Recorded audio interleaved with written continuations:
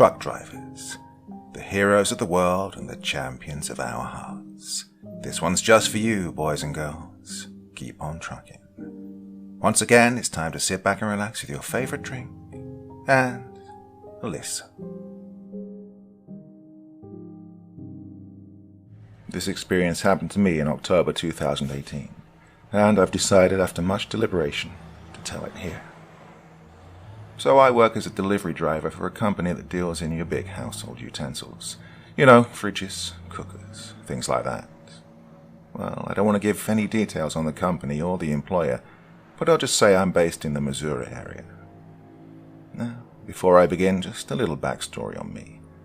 I'm an expat from Liverpool, in England, which will explain certain things. And, I met my lovely wife 8 years ago when she was on holidays, and we hit it off. After a year of long distance back and forth, I finally made the jump and moved to the US to be with her, and we've been happily married ever since. Anyway, my job often involves long hours on the road, sometimes late into the night. There was me and a young kid. We'll call him Pete, and he's the boss's son. We get along well enough, even though we don't have anything in common. Pete's your typical 20-something kid, usually glued to his phone. And I'm in my 40s, so, yeah, what can you do? We don't even like the same sports. He's into his baseball. I'm still a die-hard Liverpool fan. Well, we used to shit-talk a lot on the road, and it makes the job easier on deliveries to have 2 people doing the lifting instead of 1. So, it's near the end of October. Myself and Pete are just finishing up for the day when I get a call from the boss man. He tells me to head back to the pickup for one last order. This isn't anything new, mind you. Logistics is a mess at the company sometimes. When I hang up, Pete flips his lid as usual, and I take it in my stride. Pete starts going off on his dad about how things are a mess at the company, and that if he were running things, there'd be no last-minute deliveries. I just mind my business as usual. It wasn't the first time I'd heard that spiel. Pete's dad had put him on deliveries to teach him the value of good work, while he was completing a business degree at night classes in college. Problem was, he often missed those classes when we were called for some late-night duties, so I could understand the kid's frustrations. So we head back to the store and pick up a large refrigerator, all packed neatly in a cardboard box, then load it onto the truck. I got the location up on the phone, and we set off for the long drive. Pete was still pissed because he had some drinking plans with some friends that night, so he was mute for the hour-long journey. I put on the radio and just chilled before calling the wife, letting her know to put the dinner into the microwave. So, there we are on these pitch-dark back roads out in the sticks. I'm glancing at the phone every so often, noting that we're getting closer to our destination. We hadn't seen a house in ages, and I was getting antsy that maybe the directions were wrong. Sure enough, the phone lets me know that we'd reached the end of the line. I slowed down, peering out the windscreen at the dark country lane, completely covered with trees on both sides, the only light coming from the truck's headlights. I crawl to a stop and Pete glances up from his phone. He looks at me and asks what's going on. I tell him we've reached our destination. For fuck's sake, don't tell me Dad gave us the wrong directions. He starts going off on his dad again. I tell him just to settle down. I was annoyed with myself, but I didn't want to hear another bout. Pete just shrugged and settled back to gazing at his phone, muttering to himself. I called the boss and let him know the situation. He assured me that they were the right directions and tells me to call the client. I take a look at the docket and get the number, enter it on the phone and hit dial. No answer. I try again, still no answer. Pete gets out of the truck telling me he has to take a piss. I watched him walk into the dark edge of the road and called the boss again. He tells me I need to make that delivery, otherwise we'll be behind for the rest of the week. Then he instructs me to keep trying to call the client, drive up the road a bit to see if we can find the house. Well, I mumbled a half-hearted yeah and hung up. Even though these late-night, last-minute deliveries were a regular occurrence, I never considered leaving the job. The boss is a decent enough fella, even if a little scattered, and the pay is good, as well as the holiday leave. So, I'm waiting in the truck for a while, when I realize there's no sign of Pete. I get out and call his name. No answer. I tried looking into the pitch dark but couldn't see shit. I called out for him again. Still nothing. I was getting slightly worried and decided to walk down the road a bit, the truck's engine humming steadily behind me. I shout out, "Hey, Pete, stop messing around." He finally answers. I let out a sigh of relief. Last thing I wanted was losing the boss's son in the middle of nowhere. I saw the white of his t-shirt under his open jacket, jogging up the road towards me. I asked him what the frick he was doing. He points at a faint light through the trees behind him. Well, I saw that light and thought it might be the place. I walked down the road to see if there's a way in. Found a gate in behind some bushes below. We get back in the truck and I reverse it down the road. He points me to the gate. Sure enough, it's tucked back in behind a sharp turn, almost invisible. No wonder we hadn't seen it on the way up. We both had the same look on our faces, saying, "Oh, this must be it." After some tricky maneuvering, we're heading up a patchy gravel drive. Some of the tree branches were so thick and bowed, we could hear them scraping off the top of the truck. A few minutes later, the house comes into view. It was an old house that you'd think was abandoned if not for the lights coming from inside. It had one of those surrounding porches that you'd see in the rich suburbs. The wooden boardings on the walls were all flaked and peeling, like they'd never seen a lick of paint. Some old work sheds stood off to the side, doors fastened shut. The only thing out of place was a nice-looking, expensive car that was parked in the drive, which meant to me that somebody must be at home. I swung the truck around and backed it up to the front door, then shut off the engine. We got out and I told Pete to get the fridge on the trolley. While he opened the back and went to task, I walked up to the front door, the decking creaking under my boots, and gave it a sharp knock. I waited for an answer in what would have been a still quiet night, if not for the noise of Pete bringing the fridge down on the mechanical ramp. I knocked again and waited some more. Pete made his way over to the steps leading up to the porch, trolley in hand. "Well, maybe they're not home," he said. "There's a car here and the lights are on," I replied. "So, what if there's something wrong? This place is creepy as fuck." I shook my head and smiled. Before that day, I didn't go in for all that stuff. Well, it wasn't the first time I had to make my rounds out in ass-crack nowhere, and I was used to so-called creepy houses in the night. But not after that night. I was about to knock for a third time when I heard movement from inside. I turned to Pete and gave him a wink, saying, "Here we go." The door opened, and a young, slight woman was standing in front of us. She was pale and sweaty, with her long dark hair tied in a bun. She was wearing this striped black and pink jumper. That's a detail I'll never forget. It was just so odd. Actually, her whole demeanor was odd from the get-go. She looked like she was sick, like she was just getting over the flu or something. Well, I put on my best smile and told her we were here to deliver the fridge, apologizing for the late call. She stared at me, confused. I showed her the docket and confirmed the address and name. She looked back up at me with her dark eyes, and the confused look left her face. "Oh yeah, I forgot that was today. Sorry, come in." She stood aside and I helped Pete get the fridge up the steps.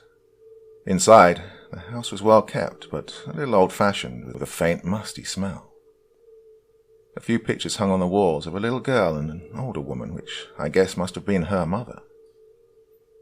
There were also some various age photos of her mother, looking younger and holding a baby surrounded by groups of other people in what must have been a large camp in some woods.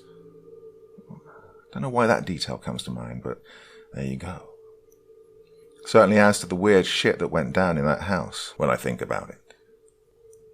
She led us into the kitchen, and I asked if she wanted us to take the old fridge away. Well, it's part of the service we provide. She said yes, and we got to work unplugging the old model. "Oh, you don't mind emptying it, do you?" she said quietly. "There's not much in it." I opened the door and, sure enough, it was pretty much empty. "No bother, miss," I told her. As I took out the few meagre items, Pete started unboxing the new fridge. All the while, she's just standing there, looking at us silently while scratching her arm. Eventually, she's rocking back and forth on her feet, looking jittery. "Will you excuse me?" she said quietly. Without waiting for an answer, she took off down the hallway. Pete gave me a look and whispered, "She's a strange one." "Yeah, I think she's using," I whispered back. "What?" "Drugs. Heroin, you know. See her scratching her arm? She's all sweaty and sick." Well, I've seen similar types of behavior before when a drug user is looking for a fix. "Oh, shit. I think you're right," Pete replied. "Look, let's just get this one done quick," I said. Well, we put the new fridge in place and heaved the old one onto the trolley in no time. There was no sign of the woman as we headed back outside to load it into the truck. I told Pete to go lock it up, and I went back inside to get her digital signature on the pad. I called for her, but there was no answer. I went to the kitchen. She wasn't there either. On the way back to the front door, I spotted an open door up a short hallway. Now, I'm not one to go snooping around someone's house, but I'm also a stickler for procedure, if not for covering my own ass more than anything else. I don't want some asshole claiming they never got their item and putting me in the shit while I have to prove they did. So, I just wanted to get the signature, end a long night, and go home. I made my way up to the door and saw it led down to the basement. I could see a faint light coming from below. "Miss, are you down there?" I said in a somewhat loud voice, and waited in the silent house. I then heard something like radio static drift up from the basement. Maybe she didn't hear me, I thought. Maybe she's listening to music or something, which is why she didn't hear us knocking at first. And then, maybe she's using. The whole situation felt out of place, if you get what I mean. Still, I began to make my way slowly down the steps, and repeated myself in a louder voice. To be honest, even I was starting to get a little creeped out. I jumped when I heard Pete whisper behind me. "What's going on?" "I think she's down here," I said quietly. "Let's just go," he said in a worried voice. Well, I put up a front, smiled at him and said, "What, you're afraid of that little girl?" He gave me a look telling me he didn't care what I thought. I think he knew I was uneasy too. "Look, what if she's shooting up or something?" "Hardly," I replied. She wouldn't be that stupid to do that while we're in the house." I was trying to rationalize that idea to myself rather than Pete. Still, I motioned us down and called for her again. Still no answer. As we reached the end of the steps, the static noise was louder. There was a closed door in a small hallway to our left, leading to the rest of the basement. I was about to knock it down when I heard what sounded like a young girl's voice talking through the static. I looked back at Pete and his eyes were wide open. Then we heard mumbling coming from the strange woman. It sounded like she was talking to the little girl. I mouthed at Pete, "What the fuck?" And he was busy looking back up the steps, obviously ready to sprint at the first sign of trouble. I went to the open door, and he grabbed me by the shoulder, shaking his head. "No." "Maybe she's talking to someone over a radio or something," I whispered. "Just forget the signature," he replied quickly. Look, we're just freaking ourselves out at this stage, Pete," I said abruptly, trying to get a handle on the situation. With that, I knocked on the door and opened it, saying, "Miss?" What I saw in that room below that old house will stay with me for the rest of my life.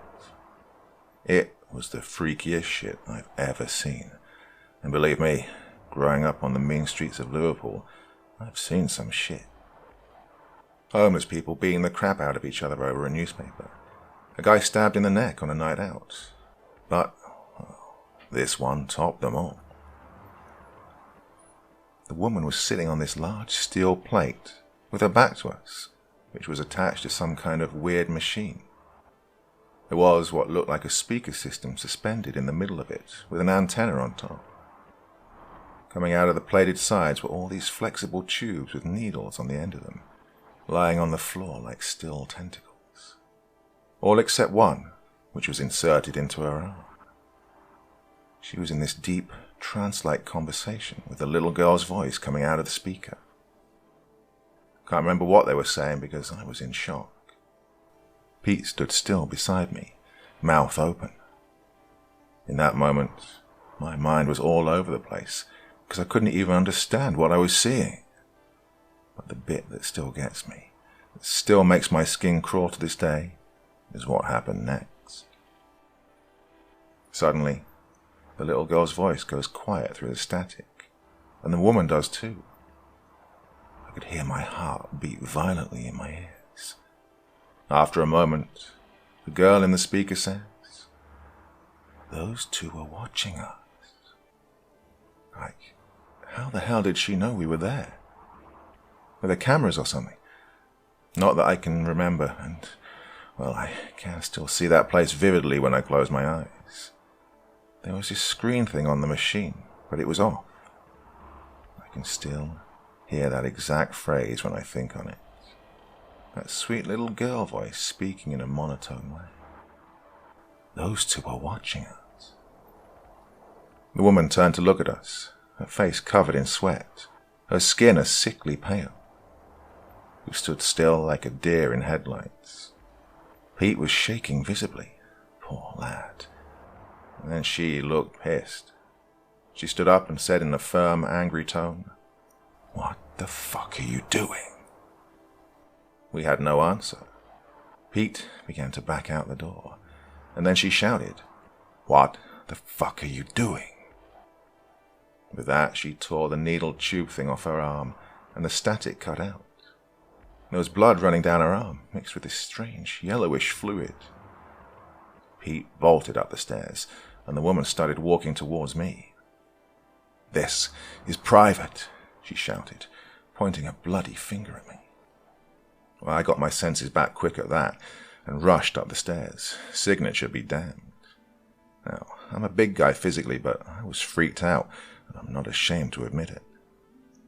I wasn't afraid of her so much as I was afraid of the whole situation combined together, if you catch my drift. Behind me, I heard the door slam and her roaring from the other side.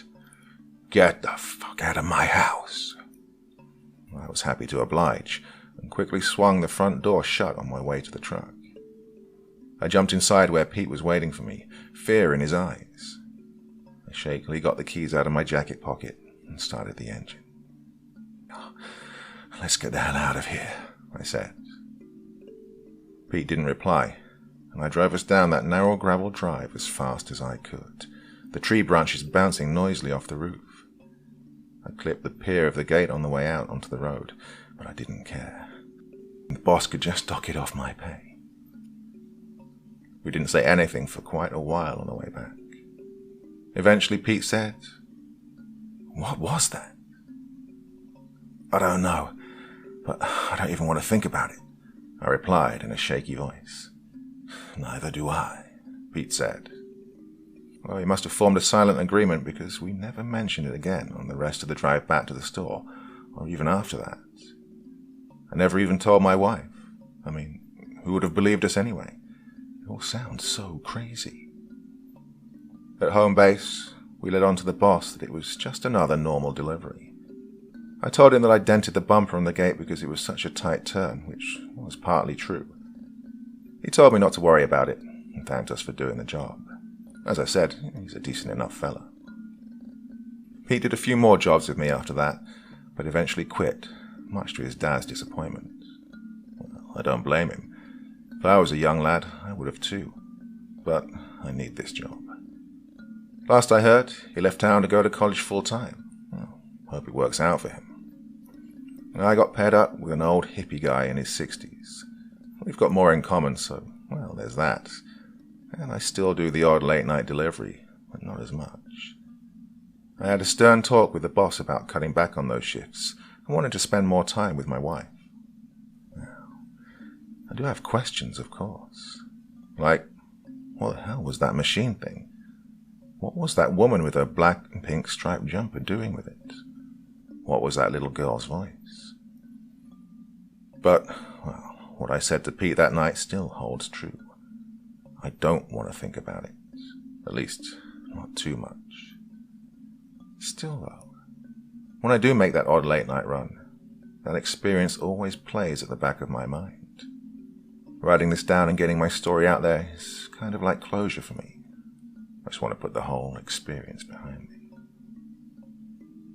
Oh, one more thing. Pete, not his real name, went missing in mid-August. At first we thought he bailed on college. My boss still thinks that, but I'm not so sure anymore. I think he's dead. Some of his friends on social media think it might have been suicide. If so, maybe what we saw that night had a greater effect on him than I'd originally thought. Also, my missus told me something that got me rattled last night.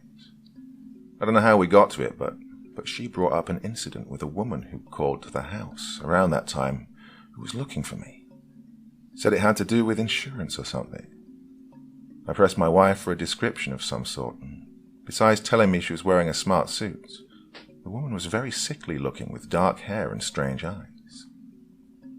I had to suppress my shock and told her I had no idea who it was. Anyway, my wife had completely forgotten about the whole thing because our life was a little chaotic. We were helping with search parties for Pete, and it had slipped her mind. If it was that same woman, and she had something to do with Pete's disappearance, then, I'll be honest, I'm starting to freak here. I'm thinking I should go to the cops, but I'm afraid they'll laugh in my face. Plus, that woman hasn't been seen around since, so what could they charge her with? For now, I'm just going to play it cool and carry on. Hopefully, Pete shows up, one way or another. And maybe that woman calling was a coincidence. I never knew what she worked as. Maybe she was a door-to-door insurance person or something. Maybe I'm just thinking too much about all this.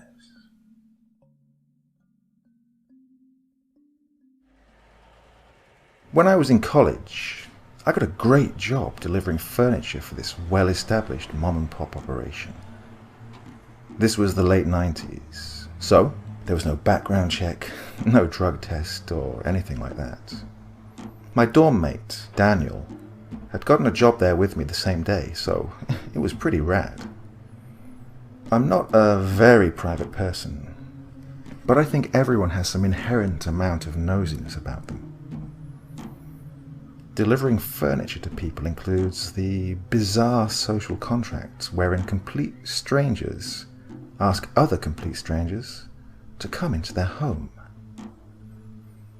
I remember, after my very first day of work, being astounded by just how much crazy I had witnessed. And the creepiest part is that it wasn't some big guy or some sideshow freak. It was a little old lady. So, my first delivery was a very expensive, very heavy bedroom set. A chest of drawers, a dresser with a big mirror and top set, and 2 nightstands. We got everything loaded on the truck and made sure we had the address and owner's name, Mesnetti Carroll, and we headed out. My college was in an area that consisted of 3 to 4 mid-sized cities, surrounded by many smaller rural towns. This delivery was going to a town I'd heard of, but had never visited. This was before any of us had access to Google Maps, so we grabbed the map out of the glove box and hit the road. We left the city and started getting into the more rural area. Lots of trailers, lots of dilapidated older homes, extreme poverty on the outskirts. We finally reached the address for the county road where the house was located, and saw that it was, apparently, at the end of a very long driveway. It was around noon, in the middle of the Alabama summer, so it was oppressively hot outside. When we reached the bend at the end of the driveway, we saw that, inexplicably, there was a gorgeous Victorian-style home. My co-worker said, "Well, this doesn't belong here." I approached the house and knocked on the door. I waited. Nothing. I knocked again and gave it a 30 count before realizing that there was an old-school metal door knocker. You know, the kind with the metal plate and ring that you lift and then bang against the frame. Eventually, I heard the door's lock disengage. And there stood a little old lady, probably about 5 feet tall, a perfect little puffball of white hair on her head, wearing a blue and yellow floral print dress. I didn't say anything at first because I was literally unable to comprehend what I was seeing on her face. She had on gobs and gobs of pasty peach-colored makeup, bright red lipstick, and blue eyeshadow. It was literally caked on. It looked as though she'd used upward strokes on her eyeshadow, because it gave her face an expression of perpetual surprise. I would later in the day describe to my drinking buddies in my dorm as it looked like she put that shit on with a shotgun. And my God, the perfume. She had on so much that, standing away from her doorway about 3 or 4 feet, I could taste it.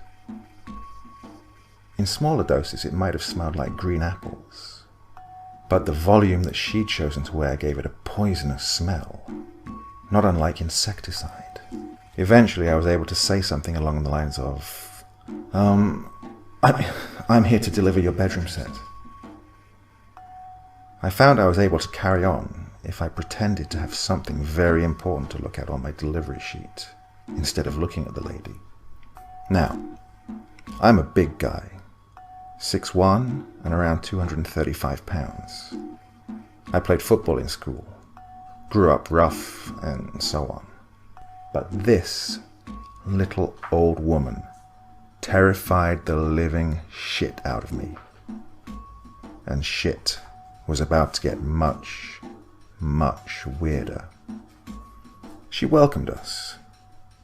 Daniel, I found, had come up to the house and was looking at the little old lady with a look of absolute astonishment. And she opened the door to an immaculately decorated anteroom with a thick red and gold oriental rug. There were exposed beams on the ceiling, beautiful old brass fixtures, the whole 9 yards. She said, "Y'all can come right through here and then wind around the sitting room there and just bring it all back to the main bedroom." The whole time she was very flirty, very coquettish. Daniel and I went into the back of the delivery truck and exchanged "what the fucks" and "did you see?" before trying to get our shit together long enough to load the dresser on the dolly. We got back to the front porch and found that the door was standing open, so we eased the dresser through the front door and waited in the sitting room with the dresser on the dolly. As we stood there, it dawned on me that I had anticipated coming into the house and cooling off, but it was just as hot inside the house as it was outside, around 90 degrees Fahrenheit. Daniel was whispering around the edge of the dresser, "Man, this is jacked up. This poor old woman is fucking crazy." When I whispered back, "Do you hear that?" He stopped, half-cocked his head to the side, and then said, "No. What is it?" I said, "Really? Listen." Dun dun dun dun dun dun dun dun dun dun. Sounds like a xylophone. You don't hear that? Fed up with me, Daniel said, "Dude, what the fuck are you even saying?" Wait, I do hear it. About that time, Ms. Carroll came back into the front of the house and said, "All right, I've gotten everything moved about for you strapping gentlemen," which she followed up with this creepy, girlish giggle. We followed her through the sitting room with the dresser on the dolly, carefully dodging all manner of expensive-looking heirloom furniture and knick-knack. As he backed down the hall, Daniel leaned around the dresser again and whispered, "Getting louder." I realized he was right, and it was definitely a xylophone. We stopped outside a massive bedroom with similarly expensive-looking decor and set the dresser up on end. I was looking at the doorframe, considering how best to get the dresser into the room, when it dawned on me why I recognized the music coming down the hallway. Here, in the house of this creepy little old lady who lived in $1 million home, out in the woods with no air conditioning, I was hearing the unmistakable hook from the song Girls by the Beastie Boys. What the actual fuck? For some reason, this actually broke the hair on the back of your neck feeling I'd had since arriving, and I had to chuckle. But that was to be a short-lived break. Ms. Carroll squeezed past us and back up the hall with a "Ooh, tight squeeze." And Daniel and I had a good laugh while we were getting the dresser moved into the room and up against the wall. When we finished moving it, we fastened the mirror onto the top and went back to the truck. To Ms. Carroll I said, "So, is the rest of this going into the same bedroom?" To which she replied, "No, the 2 nightstands and the chest of drawers will be going down the hall." I resisted the urge to say, "You mean the Beastie Boys room?" And Daniel and I went to the truck. We loaded the chest of drawers on the big dolly and the 2 nightstands on the smaller one, then went back inside. Once we got to the end of the hall, I noticed that the other bedroom door was open and Ms. Carroll was standing in the hallway. She cooed, "Right this way, boys. All of that is going in here." I was pushing the smaller dolly with the 2 nightstands, so I rounded the corner first and realized 2 things almost immediately. Number 1, my Name That Tune skills are right on. And number 2, hey, so there's a mostly naked girl laying across the bed. No, really. The girl looked to be in her mid to late 20s, and she was laying perpendicular across the bed in a bikini, sound asleep. True to form, Girls by the Beastie Boys was blaring from her CD player. I realized we'd been hearing it for over an hour, and that it had to have been playing on repeat. Ms. Carroll finally seemed to notice the girl and said, "Misty, cover yourself." Then she looked at me with that fantastically horrifying makeup on her face and winked. At some point, I realized that I was rushing as fast as I could to get out of there, and Daniel seemed to be doing the same. We got the chest of drawers put together in record time, all the while sweating like crazy because there was no air conditioning at all. As we were finishing, Misty apparently had enough. She sat up, eyes closed, and yelled, "I'm trying to fucking sleep! I told you I didn't even want that shit in here, Nettie." Not Grandmama, not Granny, not Mama, but Nettie.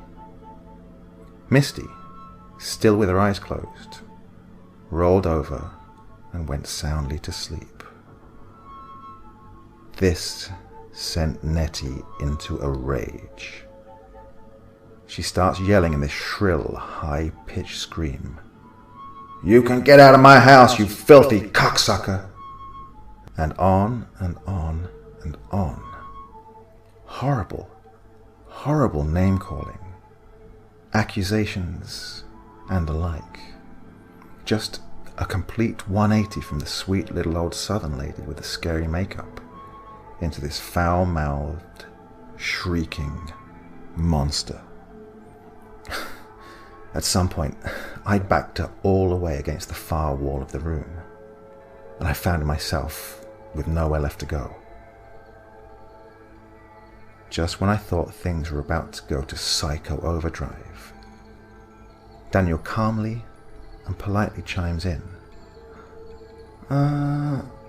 Where would you like this nightstand?" Without taking a breath, Ms. Carroll replied, "Oh, right over there on the far side of the bed, if you don't mind. Thank you." We quickly had her sign the paperwork and hightailed it out of there. As I was going back out of the front drive, Daniel said, "Hit it, dude. I swear to God, Leatherface is going to come busting out of that front door any minute now."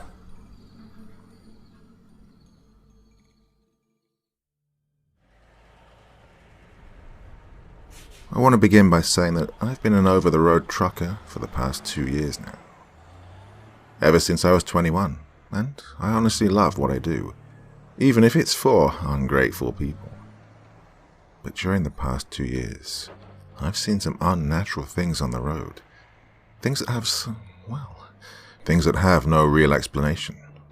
Some feel evil, others just odd. I'll begin with the one that most people who are, or who have family in the industry, have experienced or at least have heard of: the black dog. I won't go into too much detail, but every commercial driver has to follow hours of service regulations stating you can drive no more than 11 hours a day, and you can't be on duty more than 14. If either are met, it requires a 10-hour rest break. Seeing the black dog is caused by your brain forcing a shutdown because of fatigue while you're driving. It happens so quickly. You fall asleep with your eyes open, blending reality and the dream state, causing, hallucinations. The old wives' tale states that if you see the black dog, it's time to get some rest. Some say the dog is there to protect people from getting into accidents, sort of like a guardian angel. But after this experience, I think there's more to it than everything previously stated. 6 months in as an over-the-road driver, I had a delivery to make in Tonawanda, New York, and was coming up through Pennsylvania on one of the state routes. It was right around 10 p.m., and I still had about 3 hours left to drive. Now, I can't stress this part enough. I wasn't even remotely tired. I came around a winding set of curves on this route through the forest. I came around a blind left curve, and there I saw it. A black dog, come darting out into the road. I was traveling at 50 miles an hour, with 42,900 pounds in the trailer. There was no way I could stop in time. I stabbed into the brakes, and then I felt the thud. Yes, I felt the truck hit this dog. There's no way it would survive being hit by 76,000 pounds at 50 miles an hour. When I finally came to a stop, about 400 feet later, I pulled off as far to the right as I could and turned on my four-ways. I stepped down out of the truck and walked around to the front. No damage, no blood, no scratches, no anything. I walked all the way back to where I'd hit the dog. No blood, no mangled mess of bone and fur. There was nothing. I went back and grabbed my flashlight out of the truck and started heading to where I'd hit it to look around. If it was someone's dog, they had a right to know what had happened.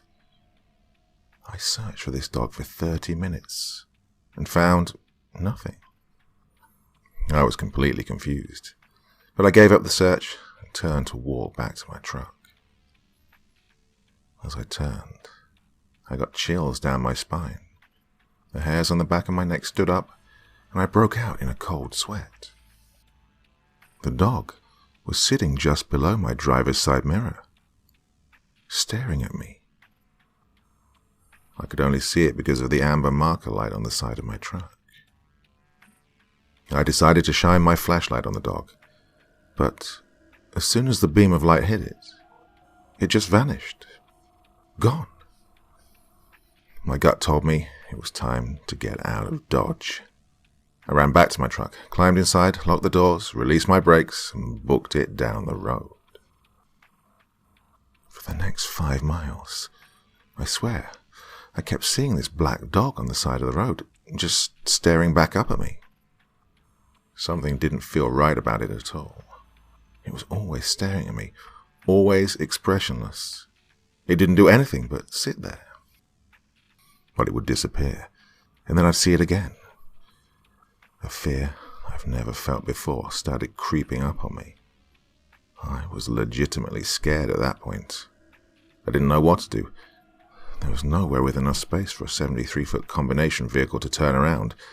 This delivery needed to happen. So, as they say, I kept on trucking. 15 miles later, weird things started to happen. My interior lights would turn themselves off and on. My headlights would flicker erratically. I began to lose air pressure from my brakes, which is not good.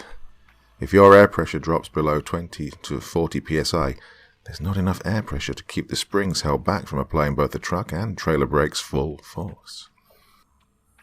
I got down to 60 psi.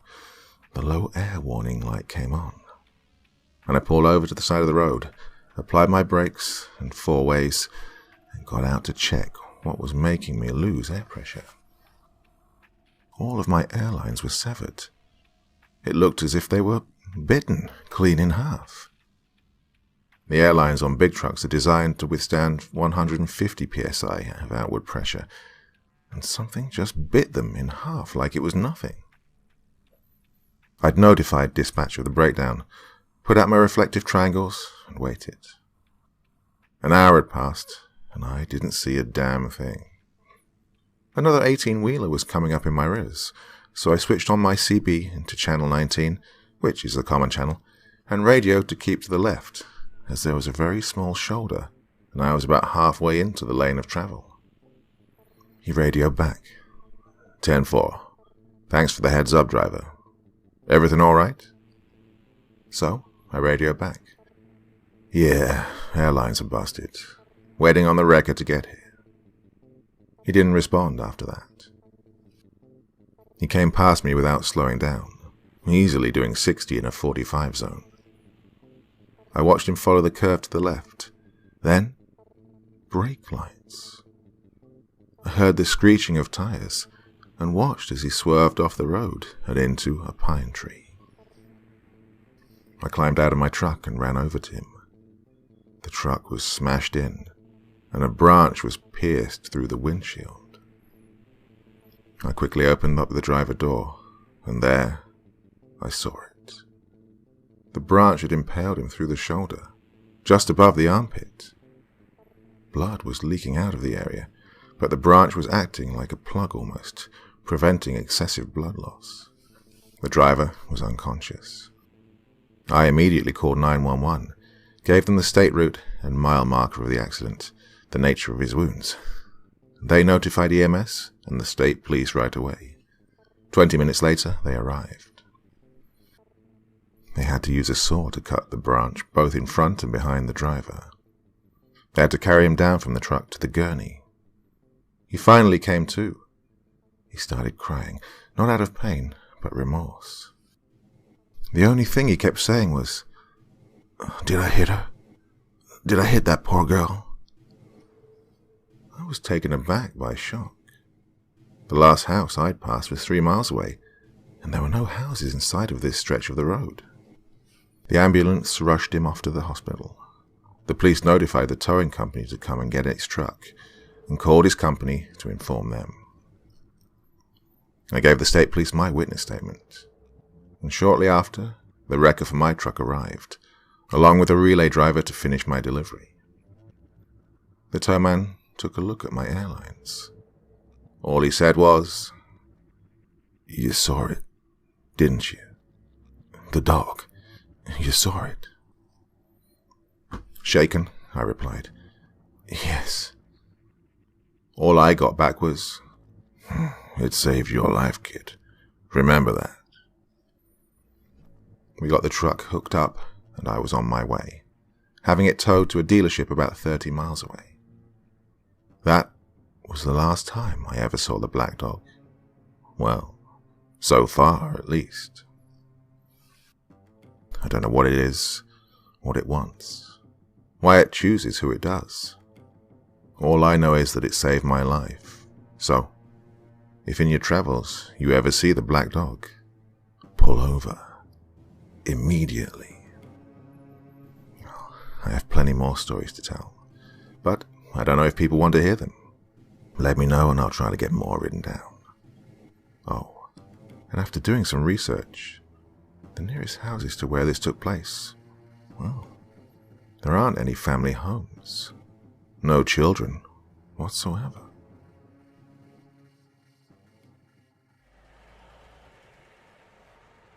This is an actual encounter with Bigfoot, and I believe it's worth sharing. So I'm fishing down at Cadogan. It's on the Allegheny River in western Pennsylvania, so I parked out at the top of the ramp going down to the river.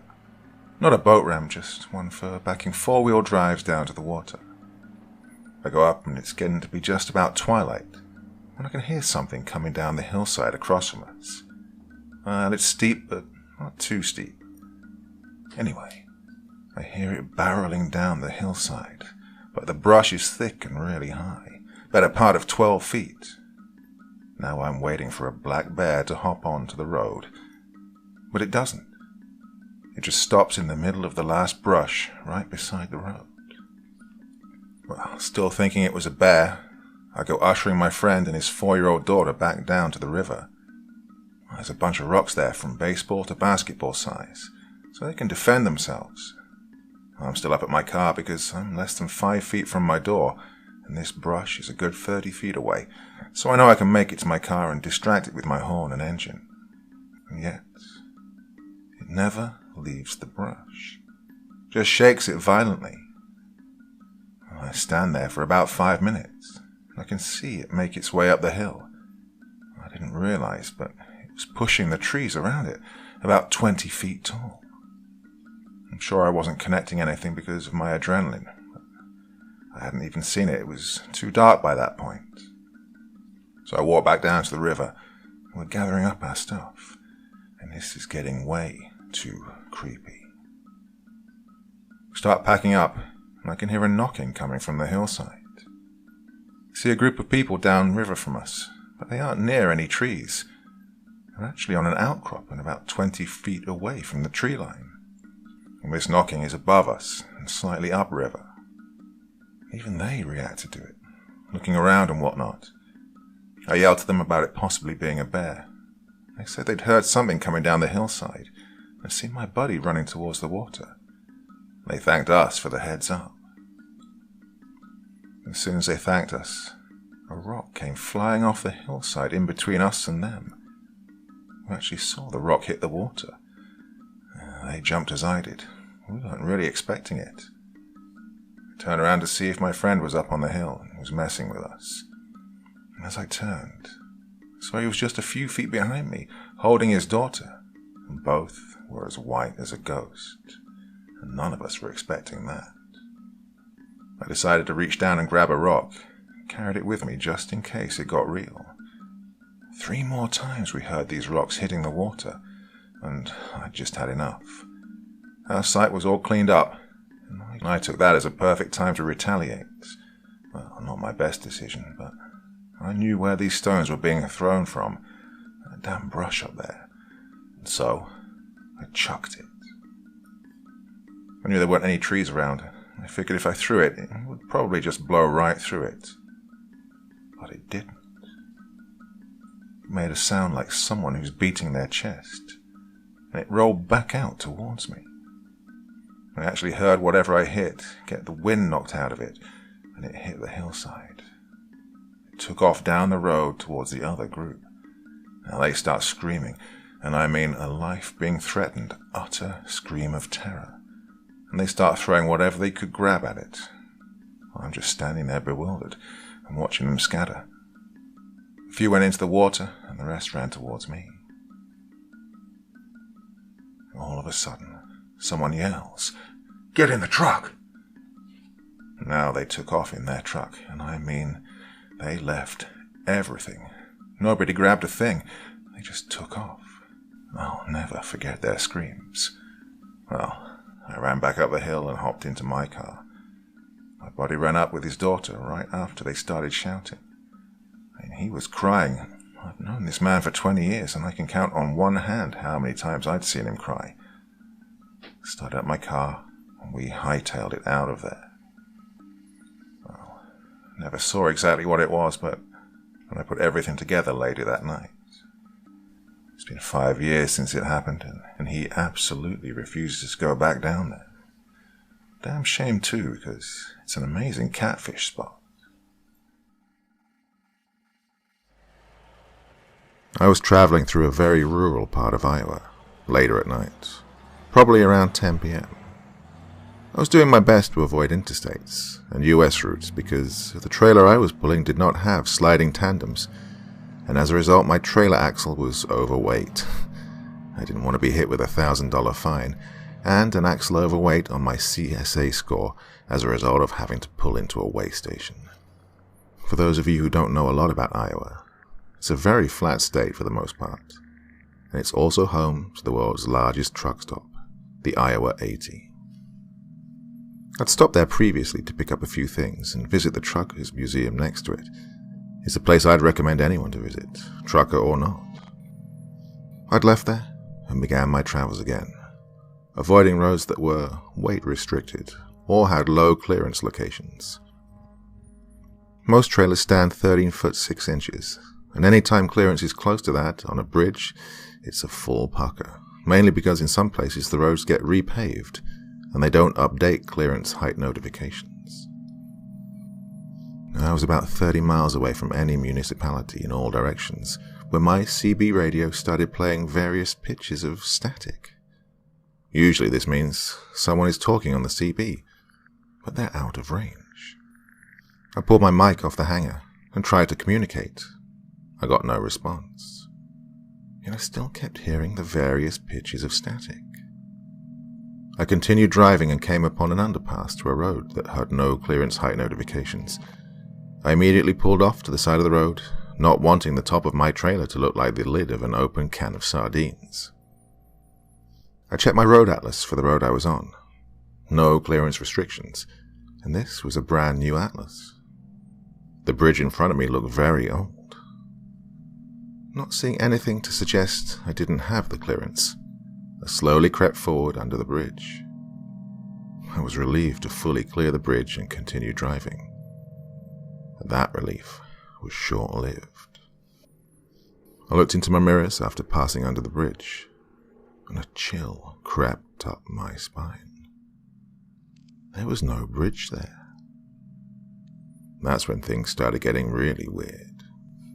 I looked back forward and realized there were no houses, no trees, no mailboxes, no cars or anything worth more. Just this long stretch of road. That's when my CB began to ring out with very old-timey music. It was blaring in volume, so I turned it down. I immediately pulled over again, got out my phone. No reception. My Qualcomm had no connection. My GPS had no satellite signal. My normal radio had shut off. I tried making calls and sending messages through the Qualcomm. Calls didn't get through, and messages didn't send. I had no choice but to drive this seemingly endless stretch of road. So I kept driving. After about an hour, I realized that nothing was changing. The moon in the sky hadn't moved. My fuel hadn't gone down. There was still nothing but road and fields off to the sides. I continued to drive. My Qualcomm was non-functioning, and at this point I said to hell with the hours of service regulations. I drove for 8 more hours, until I was so tired I couldn't drive anymore. I decided it best to shut down and try to get some sleep. And then it hit me. The entire time I'd been out here, I hadn't been hungry or thirsty. Nothing seemed to change at all. I laid awake for a while, before finally falling asleep. I woke up with the rising sun.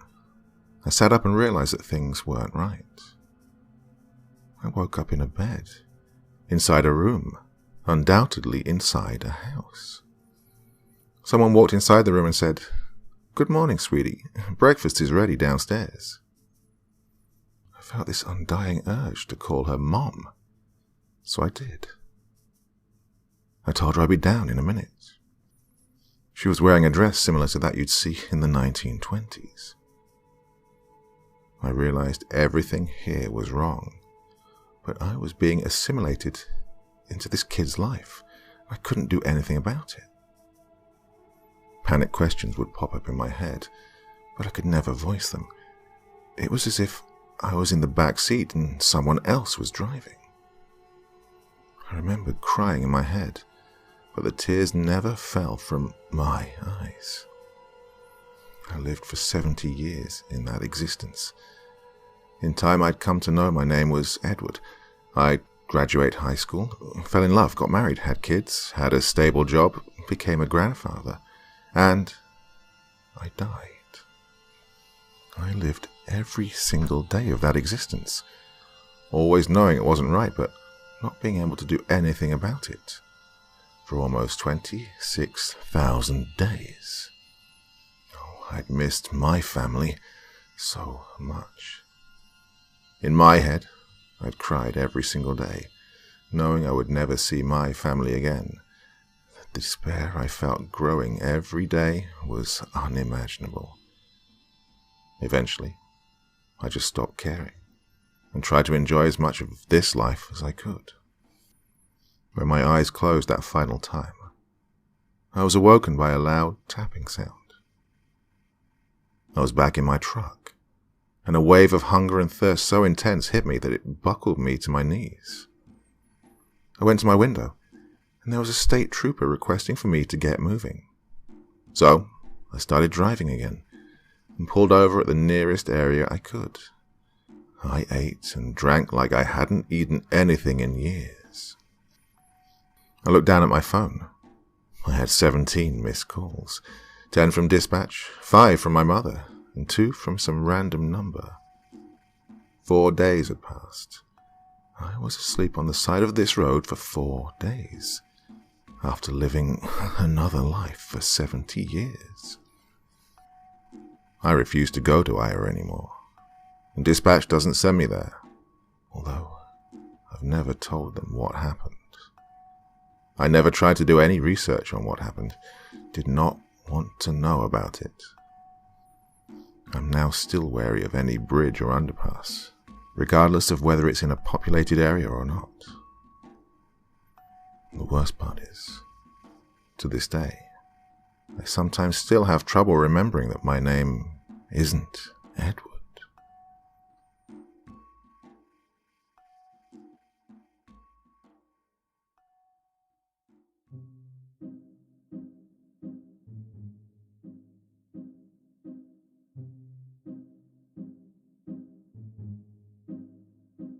So yeah, I've had a few true stories come up on the subreddit recently. I thought, well, good opportunity to cobble them all together into an anthology video on the theme of truck drivers and the weird things they've seen. Now, if you're a truck driver, as I said, this is dedicated to you. You really are the heroes of the world. What would we do without you? But if you've got any weird stories, please consider sending them to me. I'd love to read more in a similar vein to what I did tonight. So, well, there you go. Open invitation. Looking forward to it. That's enough for me for this beautiful, beautiful Friday evening. I'll be back on Sunday with a continuation of one of the serials I'm doing. Maybe the next episode of Breach. Not sure. Till then, very, very sweet dreams, everyone. And bye-bye.